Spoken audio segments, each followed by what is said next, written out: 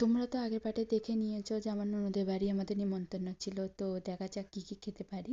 তো দিয়েছিল কাঠি কাবাব, হরিয়ালি চিকেন, আর আরেকটা চিকেনে কি আইটেম করেছিল সেটা আমি নাম ঠিক জানি না। তো রুমালি রুটি। তো চলো খাওয়া যাক, খেয়ে দেখে বলি তোমাদের কেমন হয়েছে। তো সত্যি খাবারগুলো খুবই মজা হয়েছে। সব থেকে বেস্ট আমার যেটা লেগেছে, তো সেইটারই আমি নাম এখন ভুলে গেছি। তো কিন্তু খুবই মজা হয়েছে খেতে, আমার খুবই ভালো লেগেছে। তো সবাই মিলেই সবাই বলছিল খাবারটা অনেকটা মজা হয়েছে, আর হবে না বা কেন, মন দিয়ে খাবার লেগে যদি কেউ কিছু রান্না করে সেই রান্নাটা তো বেস্ট হবেই। তারপরে এসে গেল শো স্টপার, সবের ফেভারিট বিরিয়ানি অলওয়েজ। আর বিরিয়ানিটা খুবই মজা হয়েছিল, মা করেছিল। মা মানে আমার ননদের শাশুড়ি, যাকে আমি মা বলি। তো তারপর খাওয়া দাওয়া করার পর ফল দিয়েছে। তো সবাই ফল খেলে, যে বাচ্চারা দেখা পাচ্ছ এ খুবই ফল খেতে ভালোবাসে।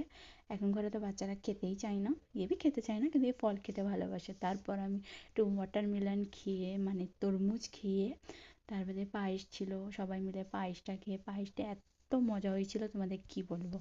তারপরে আমাদের দই দিয়ে দিল, মিষ্টি দই। দই খেয়ে নে তারপরে আমি বুঝতে পারলাম না যে আমার হাজবেন্ড আর আমার জিজাজি, মানে আমার ননদের হাজবেন্ড, দুজনে ট্যাঙ্কিতে কী করছিল। তারপরে আমরা ঘুরে ঘাড়ে দেখলাম ওনাদের ছাদটা কেমন।